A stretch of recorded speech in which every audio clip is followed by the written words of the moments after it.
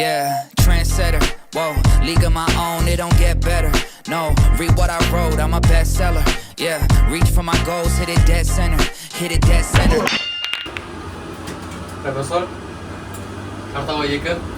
Bizning birinchi sho'bamizdan sonra ikkinchi sho'ba necha aydan keyin? 2 aydan keyin. 2 aydan keyin biz Cho'rozchining ikkinchi toshkentini ochib buyursa ertaga ochilib bir ofitserimiz ertaga bilan ochilib, so'ng bir 3-4 kundan keyin ofitserni ochilib bo'ladi. Bugun buna bir жаңадан algan mashinamiz var. Cho'rozlarda eng alg'ashqi rет ilk cho'rozlarni jasani deb жатырмыз. Bizga buni jasao uchun benzin lozim-da yani. Şey olsa. Böyle işte. İnşallah 10 dolmen özünü lazım ama 10 dolmen özünü şurası alıp salam kaçacak. Bu biz için öte bir tarihi moment, tarihi set. Ötkeni ikinci noktanın alğaçlı şurasından salam yaratırız. Bismillah. Makette al. Neçe штук olur? 5 verirsiniz. 6 verirsiniz. 3 tane. Yani. Tatlı aynı. Aslında.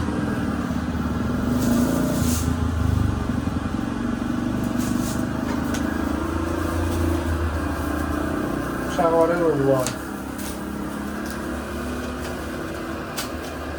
Ema nime almış kadar? Kötü olsun. Şimdi kamera açacağız.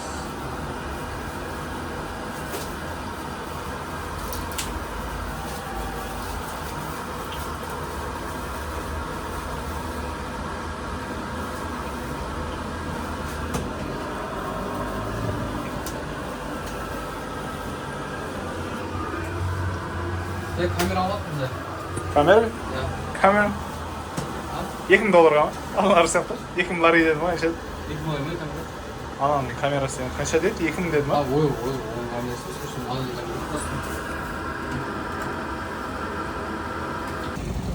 Atamız kurtoy.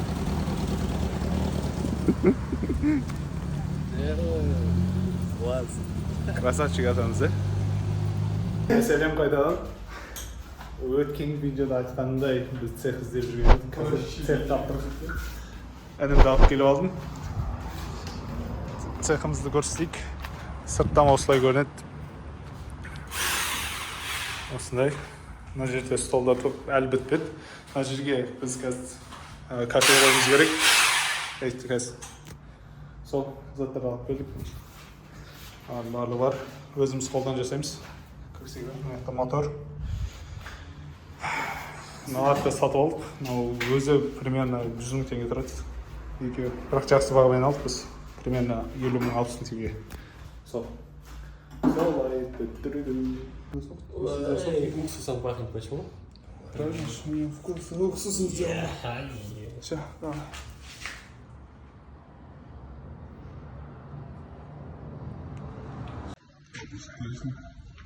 Музыка, пошли.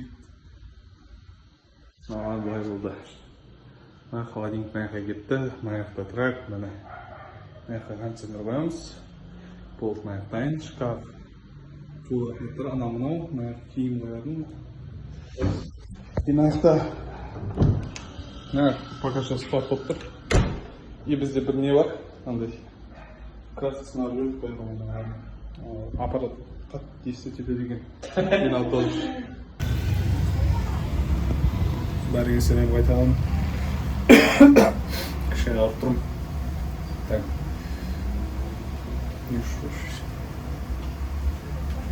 Короче, видеоны түсіріп жатырмын, себебі мынандай жағдай болды.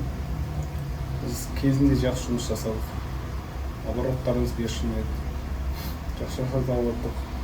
Потом жақсы ақша, что біз таксидің бағасына, тамақтың бағасына қарамай жейтін болдық. Ресторандарда күнде жейтін болдық.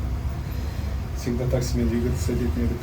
Всегда барлық жерге башқа кететін едік. Проблема емес еді. Сосын сынақ келді. Біз құладық. Бізді қыса бастады. Грузияда қыса бастады. Цесмес қыса бастады. әрине оның барлығы біздің кінәміз.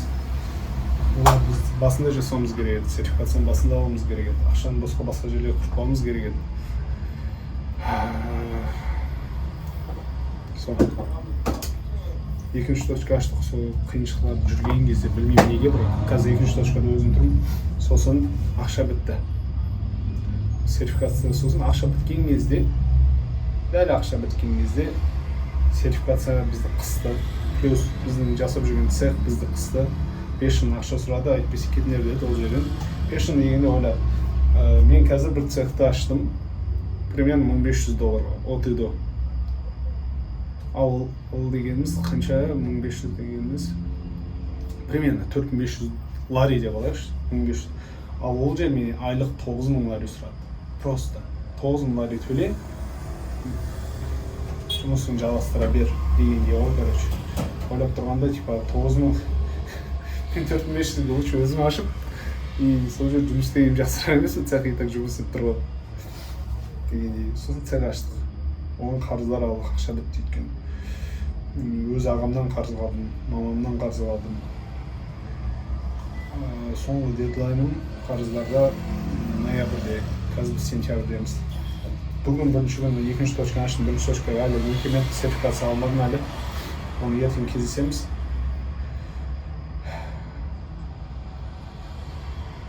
Үлкен рисктар алған сияқты, үлкен затты. Если мен осы жерде қазір қайырлысы, конечно, болмаса болмады. Бірақ до конца тұрғым керек. Бизнес сатып алайын деп адамдар келді. Ең соңғы, ең жақсы баға 16500-де тоқтады, короче. Бірақ болмайды. Неге болмайды? Өйткені мына жерге салынған күш, стресс $16500 еселерше көпті просто. Именно бизнес қылым. Если план сенем, иншалла біздің ойымыздағыдай болады. Көп риск дегенде ақша ғана емес бұл жерде риск. Мен рискать етіп, даже қатты ішімнен көтере алмаймын, даже әлі де көтере алмаймын. Бұрынғы жұмыс орныма қайттым. Әлі қазір сол жерде жұмыс істеп отырмын. Экстра сол жерден, если вдруг дегенде да, не жасап отырмын, делегирование жасап отырмын. Вдруг бір зат қате болып қалса, хотя бы біз қарыздан алып шығатын бір точка болсын деген еді. Ол жердегі айлығым $1000. Сол бүгінгі қысқаша видео болса, бүгін қанша клиент келді айтайын. Сағат 6-та аштым. 1, 2, 3 клиент келді, 3,5 ларидан. Бүгін күнде сонда біз 10.5 ларимен жаптық. Шүкір. Бірақ сезім бір түрлі екен. Ең жоғарыларда жүріп, ең жоғар дегенде өзіммен салыстырғанда ең жоғарда жүріп, бір күнде бір күн түсіп кетті ғой. Бірнеше күннің ішінде осындай жағдайға түсіп кетті, кішкене іштен қысады екен. Плюс біздің сезон біткен кезде басталған проблемалар, яғни сезон біз оқушылармен жұмыс істейміз, аудиториямыз оқушылар. Қазір қайтадан сезон басталып отыр, сентябрьдің ортасына таман. Бүгін сентябрьдің 9-ы. Басқа айтып кететін зат, риск, сол точкалардың рискі бар. Бұлай айтып қарасаң, мен пассивно менен ақша шығатын айдың басында сразу жұмысшылардың ақшасы бар. Қазір жұмысшы жұмыс істеп отқан жоқ, цехта біреу жұмыс істеп отыр, ол $1500 деп алайық. И мына жерде осы жерде тұрған жерінің бағасы $700 примерно. Ар жақтағы бірінші точканың бағасы сен жұмыс істемесең де ақша төлейсің, ол жерге $350, 1050, 1550, 2550, $1000 қазір біз неде тұрмыз. Басталған кезде $1000 мен ұстап жүріп отыр. Еще $1000 емес. 2550 плюс цехтың бағасы бар, ол $950, 3450, 3500 жаққа кетіп қалды. Бұл дегеніміз $400-ға жақына қалды, $300-ға. Сол уайымдап отырмын. Мынандай жағдайым қазір.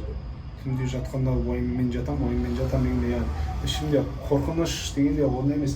Сейчас қазір біреуге $20,000 бер десе, мен бизнестің барлық қаржын жоқ, бітеді. Сол жерде бітеді. 16.500 дедім ба, және 17.500. Ол менде бітеді, проблема емес. Бірақ соңында мен ақшасыз қаламын. Қалтамда соңында қанша қалады? $10,000 ма? $5,000 ма? Оны не істеймін сосын? Одан мен лучше до конца барайын. Yakın şasayım. Son özeti. Hazırlık plan sol. Update'imizden sol. Kırık inşallah. Tamam. Қазір январдың sonunda fevrальға дейін жұмыс істеуді ойлап отырмыз. Февральға дейін жұмыс істеп, прокачкасын жасап, сосын бизнесті мен ойымдағы бағаға. Мен ойымдағы баға $40,000. Бизнесті мен $40,000 беремін. Алсаң ал. Бір цех, 2 точка. Онша жақсы. Мен ойымдағы есептермен, енді Алла жақсысын біледі. Мен ойымдағы есептермен бұл жерін қаталса ол айлық максимум PPS бұрынғы хайппен жұмыс істесе $5,500, ал среднем жұмыс істесе $2,500. Ойымша жақсы. Егер де шынымен $2,500 қақап, $2,500 жүріп қалсай, бизнестің басын сөйлессек болады, конечно. Өйткені басқа адам үшін бұл емес. $2,500 да болса, бизнес примерно 27,000-28,000-ға келсек болады. Ал егер де $5,000 кететін болса, $40,000 мен соңғы бағым болады. Молады. Сол. Топим. Давайте. Бизнес сатпай тұрып, бір күн бұрын деп қойық. Мен таңертең кешке таман 5-ке бизнес сатып алатын бір потенциальный адаммен кездесеміз. Сол, бүгінгі дұғамыз сатып кетсе екен. Жаңа проекттер бастайтын болдық. Әділ жүр.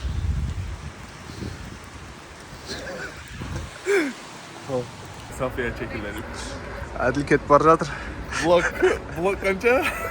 Талғажан 3 айлық күннен кейін қолына ақшасы санап, үтік болып киініп. Қанша таптыңыз? $1,800-$1,900 таптыңыз ба? $1,900 10 айлықпен таптым. Вообще қиналмадым. Босырдым, лөл аттым. Ақша қолды Кәсіп жасады. Кәсіпкер болды. Бір киініп алдық кішкене. iPhone қанша алдыңыз? 15 Pro Max. 256 гигабайт ау. 256 гигабайт. Apple Watch. Негізі сол ғана. Қазір автобусынан мін Қазақстанға кетеді. Қазір автобус аэропортқа апарып тастайды. Мен де кішкенеге қалдым енді. 2 аптадан кейін де Қазақстанға бөлісіп кетемін.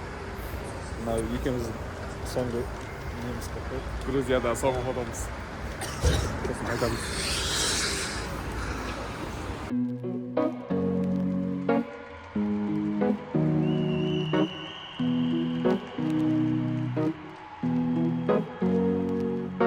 Here's to the ones that we got. Cheers to the wish you were here, but you're not. Cause the drinks bring back all the memories of everything we've been through. Toast to the ones here today. Toast to the ones that we lost on the way. Cause the drinks bring back all the memories. And the memories bring back your